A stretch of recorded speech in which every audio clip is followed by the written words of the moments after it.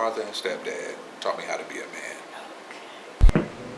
Learning to be a mother and father is interesting because sometimes it's about repeating patterns, and sometimes that's not a good thing. It depends on your background. So if you lived in a loving home, the feeling of being loved that way and wanting to give, it makes you want to give that to your child. If you don't have that, you have to have that mindset of, I came from a negative place, but I don't want to repeat that pattern. I think people will make that decision at some point to say, either I'm repeating a pattern or I can break that pattern and do what I feel inside is right. And I think that's a struggle because the easiest path is always to repeat the pattern. I think I had to go through a period of fighting against what that pattern was and defining what I wanted to be as a parent, even though I didn't have exactly what I wanted to become.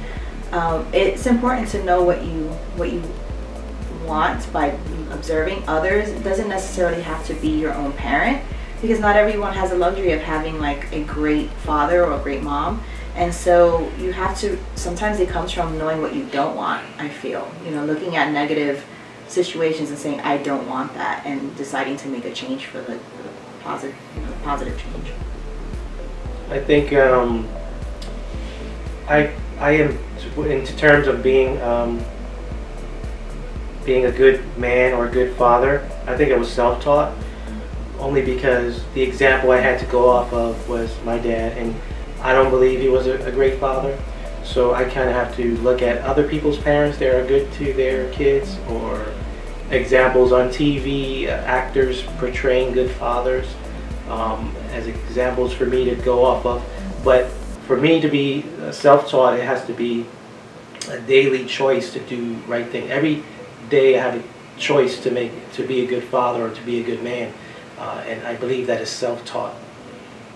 I don't think my father and I ever had sit-down heart-to-heart talks, but I think he modeled it. I think he was always loyal to the family, the kind of jobs. I don't think he might have been one of those men saying, I think he did like what he did eventually too, but he would go to work, and because this is what you do on this too, and he was always seemed loyal to me and my family. He's been married twice. Actually, for me, a key moment in my life, both my parents got fatal sicknesses when I was a teenager, so I think that really shaped my life as well too, realizing it's not going to happen. I better do it now because it may not happen then. And unfortunately, my dad recovered, got remarried. I think that both his wives were very loyal to them. I think he said, okay, comes first too, and I think he was respectful to females, because I don't recall ever with my father, I think I heard him use an obscenity once, not including jokes he might have told, but then also too is, I don't recall ever hearing him say any kind of locker room talk. I think that probably helped shape it too. I think I would say we probably had a more female-centric household. My mother was in charge, and I had an older sister. We just stopped fighting. So, but I think and I think it was a very well organized household too. But my mother was, I don't know if she finished college, but was just more of the typical stay-at-home mother, and so was always present for us. So I think that was the other thing too, is realizing that her presence is very important. Even when she was sick, I didn't realize it, but she lived a few years with a fatal illness. I think part of it is just she wanted to see me go to college, and she wanted to see my sister graduate from college. So I think that was important motivation for her. And so the other thing is that my parents did give me big swaths of time where I went away to camp for 8 weeks for 8 years. My sister did the same, and realized that was probably for them better than marriage counseling. We were out doing things we liked, and then I went away to a boarding school when I was young, because we looked at them, and my folks said, if you want to go, well, we'll make it work. So I did spend a lot of time away from home, which has a mixed blessing as well. So I think for me, I've probably been more present on a day-to-day basis than maybe my parents were, but it's and I also think too is that even when my father died, he said to my sister, my stepmother, and myself, he goes, I'm going to split everything up into thirds, just whatever. And so I think he goes, I want you all to get along. And he's been deceased now for almost 20 years, and we have a really good relationship too. So that legacy I try to instill in my kids is, y'all may not be the best friends, you may not see each other on a daily basis, but be loyal to each other, be there, and don't fight about things like money or stuff or things like that is just be generous with each other. Who taught me how to be a man? Well, obviously, if we talk about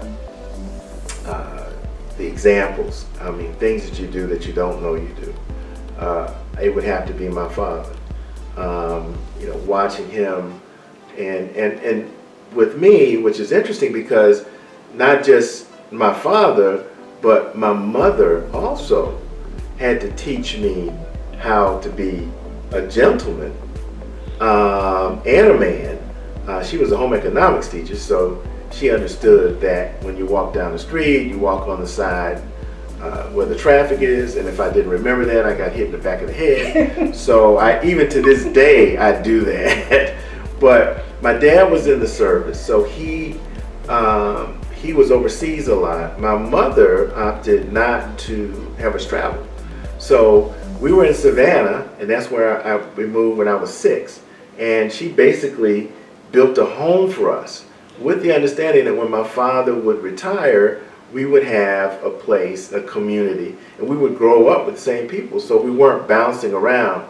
My dad was in London for 3 years, and then he was stationed in South Carolina. He would come home only on the weekends. So it wasn't until actually I was about 13, 14 maybe, once my father retired, that he was in the house all the time, which was a whole different adjustment because my mom had been in control.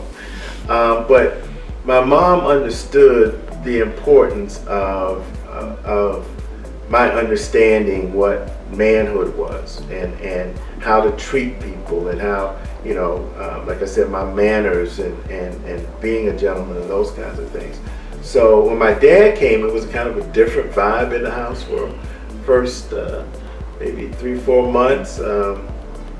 Then I started learning other things like shaving and how to tie a tie and then those kinds of things. So he kind of picked up where my mom had sort of left off because he was there all the time, teaching me how to drive and those kinds of things. So I was fortunate that my mom understood, with my father being away, how important it was for me to grow as a child and as a boy and as a young man. And then my father kind of came in, and then I started seeing other things. So that's kind of how. Yeah, since my dad left, my parents split up at 10, and it wasn't a lot of time. Like when I would go to see my dad, there wasn't a time for like, let's go chop down a tree or whatever you guys do, or like throw a football and stuff. It was like, well, he had to work. He was super tired, and he kind of, I think at the time he worked nights, like at Walmart, so he was asleep, and he was an alcoholic, so he was asleep from drinking. But we still managed to have fun. We would go bowling and stuff and hang out or whatever. And I understand now, looking back, it was tough. It was very tough. His life was upended, and his kids coming over and like, what do I do with this guy, And I'm working a million hours to support and pay child support and stuff. So looking back, I know it was tough. But at the time, like I guess male role models were, I don't know. I had my grandfather, but he was pretty old. And we had a lot of fun together, but again, there wasn't the typical like, let's go work on cars or something, I know one male role model that came along with my best friend Jeff's dad, Ray Jabot. I credit a lot to them for many reasons, but Ray was just a solid guy. I would go over to see Jeff pretty much all the time. And Ray was just, they had a great relationship, he and Sue, his wife, and I see them as like another set of parents, really, just because they were just a solid place to go, when things are crazy. And yeah, so I guess I had a bunch of people in my life that I can kind of pick and choose from. Like, well, obviously I learned how to be a mother from my mother and a woman from my mother, but because I was older, I also had quite a bit of life's experience, and I picked up and learned different elements, different things, different parts of that from friends that I had who I had seen raise children and decisions they had made and how that had turned out. And I can give you an example of that. I remember a very good friend of mine was a single parent, and she had boys. And she always had her children's friends always came to her home. And I didn't understand that at the time because I was very young and all my friends were older and I was young and I didn't, And she said to me, if the children come to my home, I know what they're doing. I can monitor what they're doing. I can shape the experiences that my boys have. But if I allow them to go out and spend the night and hang out in other people's homes, I'm at a disadvantage as to what's going on with my children. So I learned that from her, and I took that to heart. My home was always one that all the kids slept over. I always had parties, and I didn't particularly like children, but because I had one, that was the sacrifice that I made because I wanted to be assured as to what my child was being exposed to. So I can say that I learned parenting from a village, as you might say. I learned a lot from my father, who also was away. My father was a minister who had churches in other cities and would leave home on the weekends and go to pastors' churches in his flock and then come home during the week. My mother taught school. So it was my mother in the same sense as Reggie, who basically kind of was in control of the home. My village, especially the greatest woman in my life, which is my mom, and my grandmother, her mom, and then my grandmother, my father's mother. My grandmother on my father's side was very stoic and very hardworking, and it took a lot to see grandma laugh. But when you did, it like lit up the room. But she loved her family. My grandmother on my mother's side, she was fun. She was, well dressed, well spoken. She made me feel safe, and as grandparents do, whatever the parents would say you can't have, she made sure we had it. So she taught me how to be out in the world.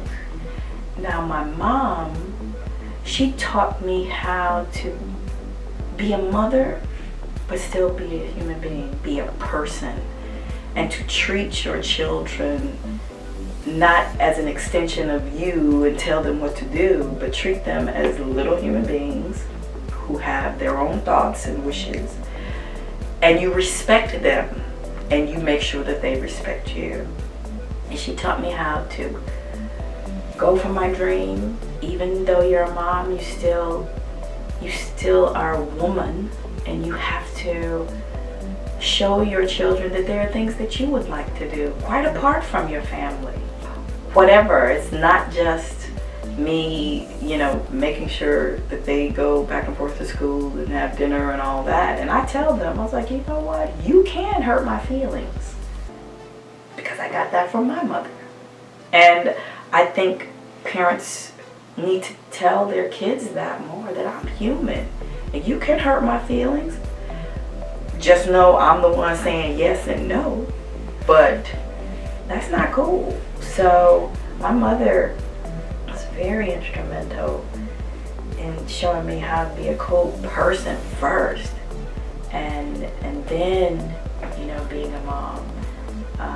And believe it or not, my dad taught me how to be a mother and a woman because of how he treated my mom, with respect, and he showed me that it doesn't matter who's right. What matters is what's right. Both of my parents lived that. So by the fact that he would come home and cook or whatever, that showed me that whoever's in that house needs to take care of that house. It's not all on one person.